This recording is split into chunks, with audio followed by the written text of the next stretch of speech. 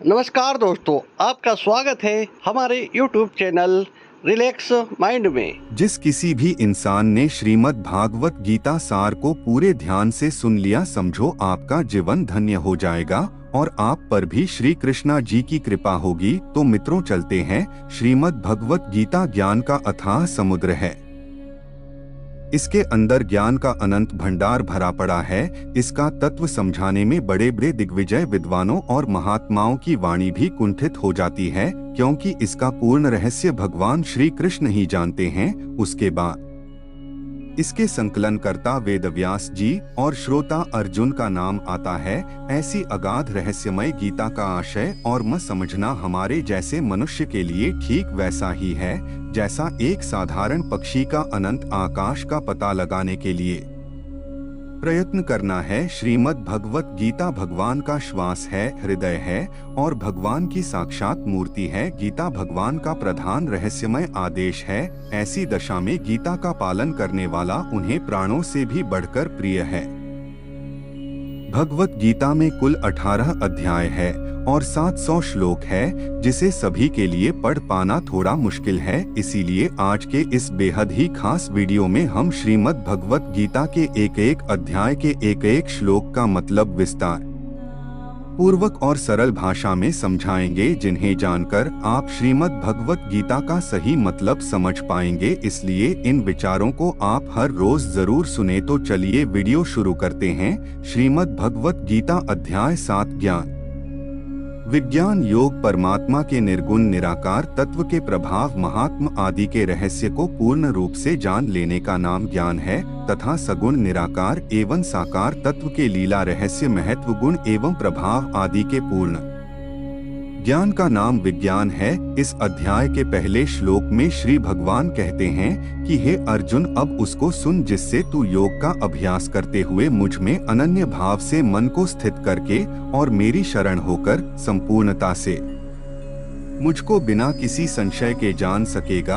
अब मैं तेरे लिए उस परम ज्ञान को अनुभव सहित कहूँगा, जिसको पूर्ण रूप से जानने के बाद भविष्य में इस संसार में तेरे लिए अन्य कुछ भी जानने योग्य शेष नहीं रहेगा। हे अर्जुन, हजारों मनुष्यों में से कोई एक मेरी प्राप्ति के लिए प्रयत्न करता है और उन प्रयत्न करने वालों में भी कोई एक ही होता है जो मुझे यथार्थ रूप से जान पाता है। पृथ्वी, जल, अग्नि, वायु, आकाश, मन, बुद्धि और अहंकार, ऐसे यह 8 प्रकार के भेदों वाली तो मेरी जड़ स्वरूप अपरा प्रकृति है। हे अर्जुन, परंतु इस जड़ स्वरूप अपरा प्रकृति के अतिरिक्त अन्य चेतन दिव्य स्वरूप परा प्रकृति को जानने का प्रयत्न कर, जिसके द्वारा जीव रूप से संसार का भोग किया जाता है।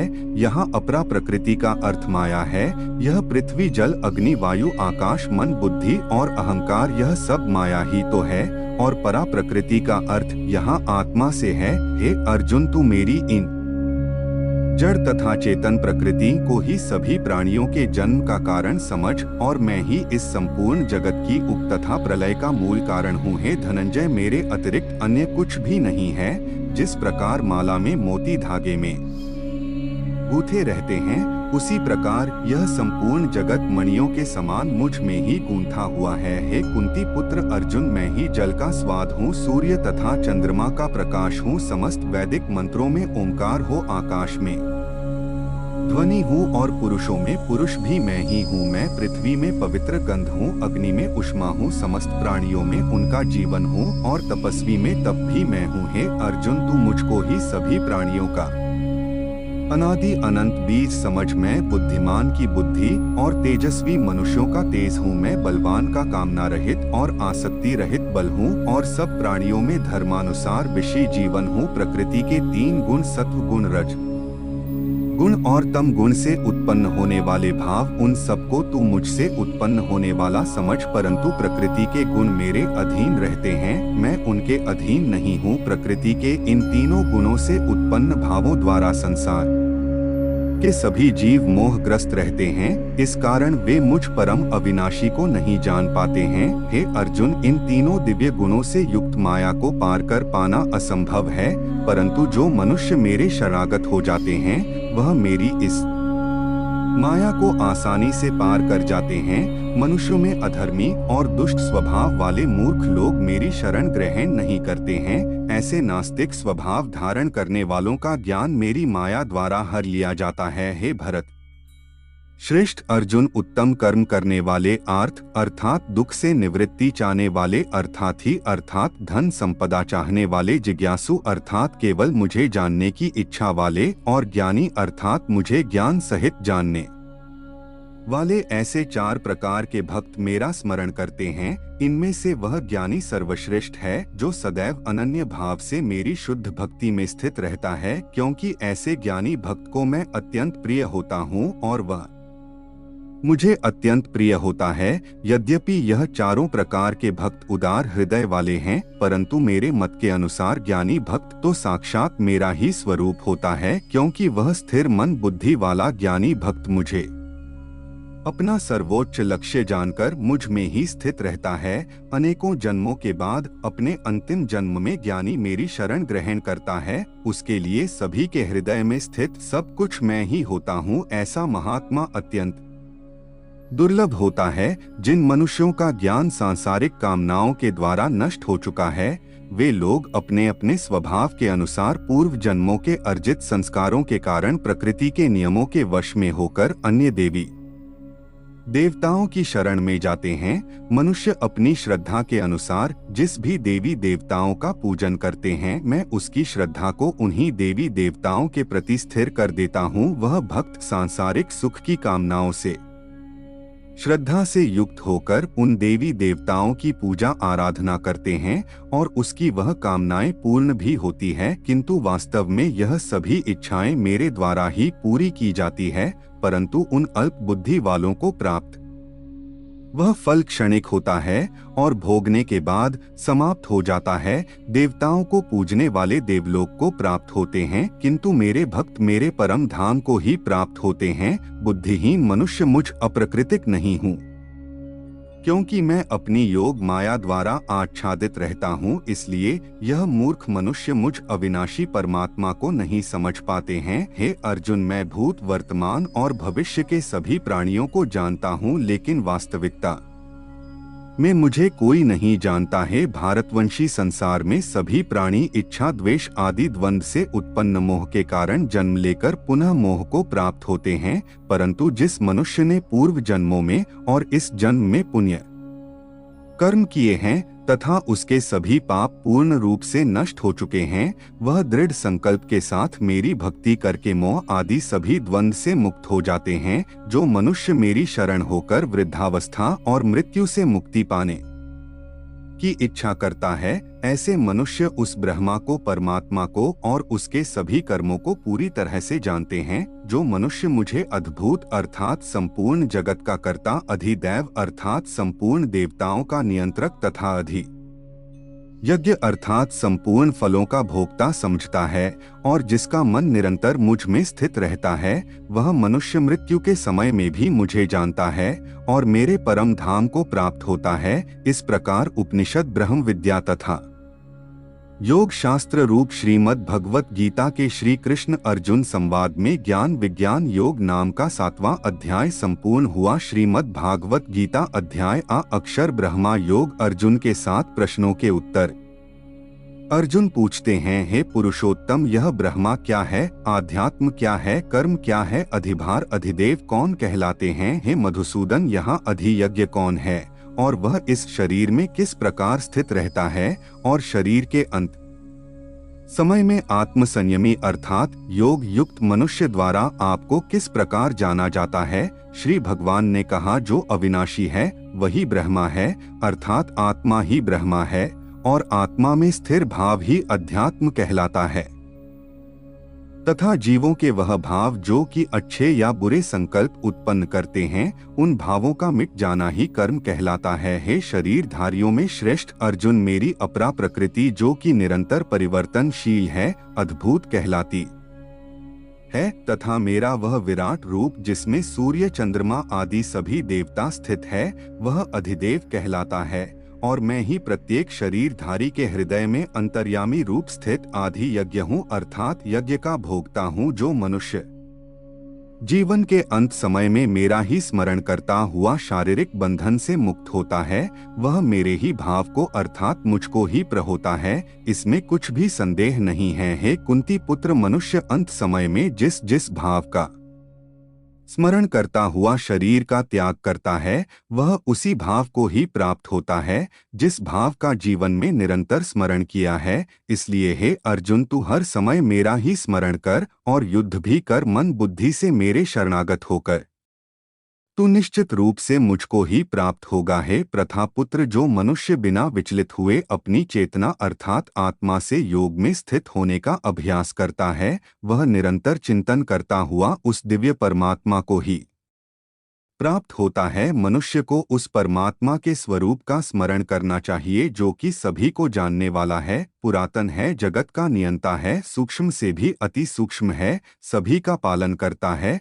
अकल्पनीय स्वरूप है, सूर्य के समान प्रकाशमान है और अंधकार से परिस्थिति के समय अचल मन से भक्ति में लगा हुआ योग शक्ति के द्वारा प्राण को दोनों भौहों के मध्य में पूर्ण रूप से स्थापित कर लेता है। वह निश्चित रूप से परमात्मा के उस परम धाम को ही प्राप्त होता है। संन्यास योग और भक्ति योग से परमात्मा की प्राप्ति कैसे की जाती है, अब मैं तुम्हें उस उपाय को बताऊं। वेदों के ज्ञाता जन जिस परमपिता परमेश्वर को अविनाशी कहते हैं तथा बड़े बड़े मुनि सन्यासी जिसमें प्रवेश पाते हैं, उस परम पद को पाने की इच्छा से जो मनुष्य ब्रह्मचर्य व्रत का पालन करते हैं, उस विधि को तुझे संक्षेप में बतलाता हूँ। शरीर के सभी द्वारों को वश में करके तथा मन को हृदय में स्थित करके प्राणवायु को सिर में रोक करके योग धारणा में स्थित हुआ जा है। इस प्रकार ओंकार रूपी एक अक्षर ब्रह्मा का उच्चारण करके मेरा स्मरण करता हुआ शरीर को त्याग कर जाता है।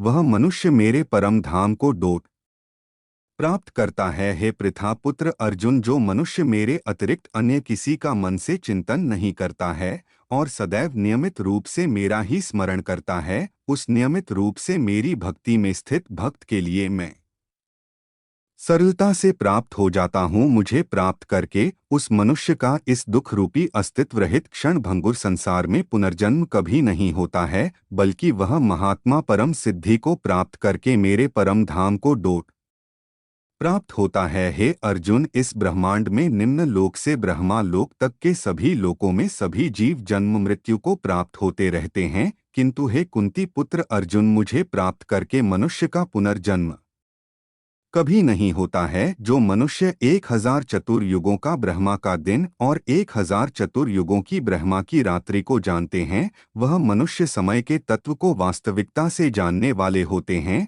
ब्रह्मा के दिन की शुरुआत में सभी जीव उस अव्यक्त से प्रकट होते हैं और रात्रि की शुरुआत में पुनः अव्यक्त में ही विलीन हो जाते हैं। उस अव्यक्त को ही ब्रह्मा के नाम से जाना जाता है। हे पृथा पुत्र, वही यह समस्त जीवों का समूह बार बार उत्पन्न और विलीन होता रहता है। ब्रह्मा की रात्रि के आने पर विलीन हो जाता है और दिन के आने पर अपने आप प्रकट हो जाता है, लेकिन उस अव्यक्त ब्रह्मा के अतिरिक्त शाश्वत परम अव्यक्त परब्रह्म है। वह परब्रह्म सभी जीवों के नाश होने पर भी कभी नष्ट नहीं होता है, जिसे वेदों में अव्यक्त अविनाशी के नाम से कहा गया है। उसी को परम गति कहा जाता है, जिसको प्राप्त करके मनुष्य कभी वापस नहीं आता है। वही मेरा परम धाम है। हे पृथा पुत्र, वह ब्रह्मा जो परम श्रेष्ठ है, जिसे अनन्य भक्ति के द्वारा ही प्राप्त किया जा सकता है, जिसके अंदर सभी जीव स्थित है और जिसके कारण सारा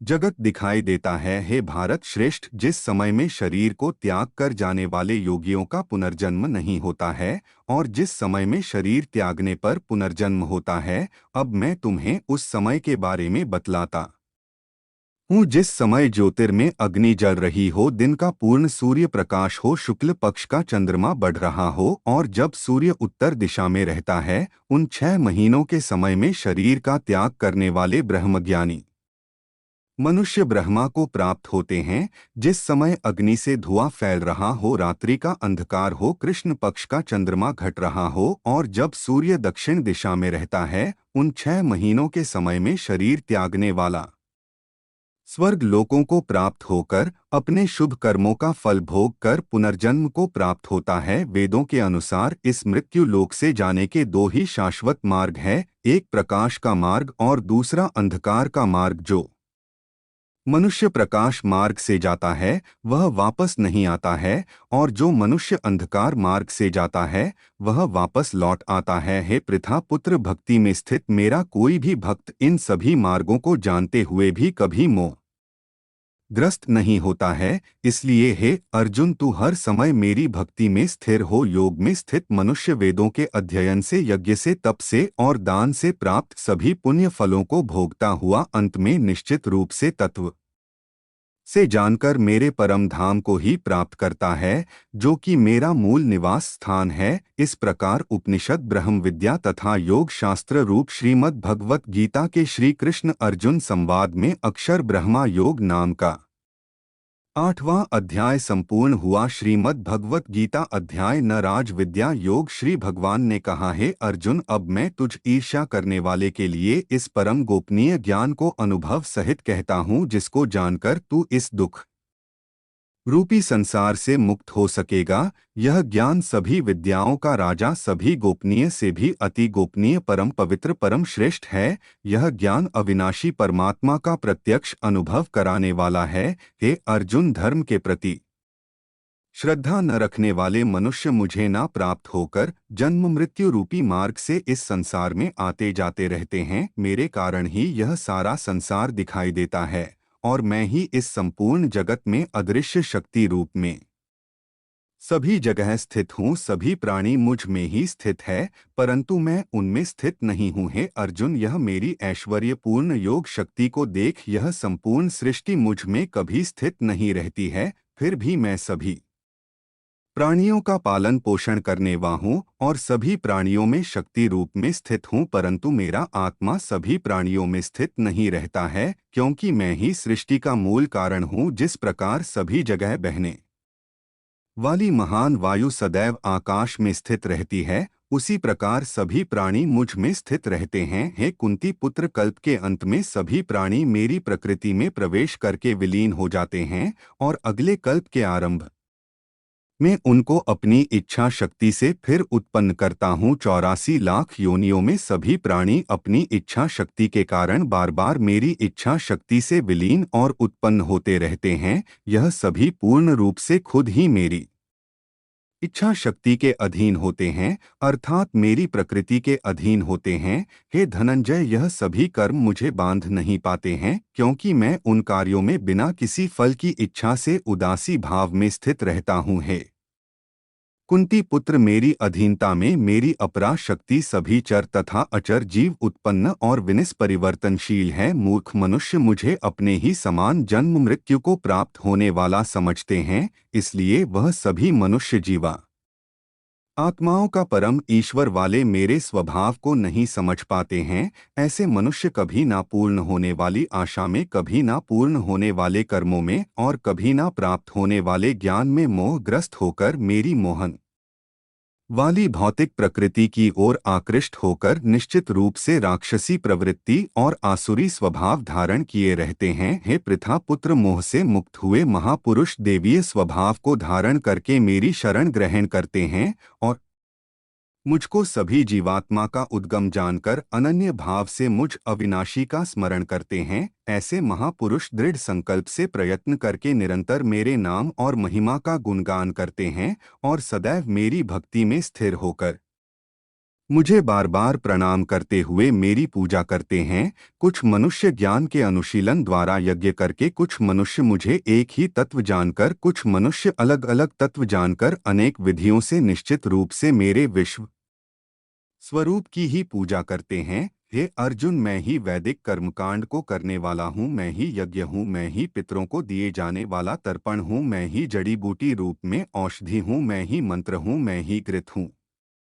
मैं ही अग्नि हूँ और मैं ही हवन में दी जाने वाली आहुति हूँ। इस संपूर्ण ब्रह्मांड का मैं ही पालन करने वाला पिता हूँ, मैं ही उत्पन्न करने वाली माता हूँ, मैं ही मूल स्रोत दाता हूँ, मैं ही इसे धारण करने वाला हूँ मैं ही पवित्र करने वाला ओंकार शब्द हूँ मैं ही ऋग वेद सामवेद और यजुर्वेद हूँ मैं ही सभी प्राप्त होने वाला परम लक्ष्य हूँ मैं ही सभी का भरण पोषण करने वाला हूँ मैं ही सभी का स्वामी हूँ मैं ही सभी के अच्छे बुरे कर्मों को देखने वाला हूँ मैं ही सभी का परम धाम हूँ मैं ही सभी की शरण स्थली हूँ मैं ही सभी से प्रेम करने वाला घनिष्ठ मित्र हूँ मैं ही सृष्टि को उत्पन्न करने वाला हूँ मैं ही सृष्टि का संहार करने वाला हूँ मैं ही सभी का स्थिर आधार हूँ मैं ही सभी को आश्रय देने वाला हूँ और मैं ही सभी का अविनाशी कारण हूँ हे अर्जुन मैं ही सूर्य रूप में तपक जल को भाप रूप में रोककर बारिश रूप में उत्पन्न होता हूँ मैं ही निश्चित रूप से अमर तत्व हूँ मैं ही मृत तत्व हूँ मैं ही सत्य रूप में तत्व हूँ और मैं ही असत्य रूप में पदार्थ हूँ जो मनुष्य तीनों वेदों के अनुसार यज्ञों के द्वारा मेरी पूजा करके सभी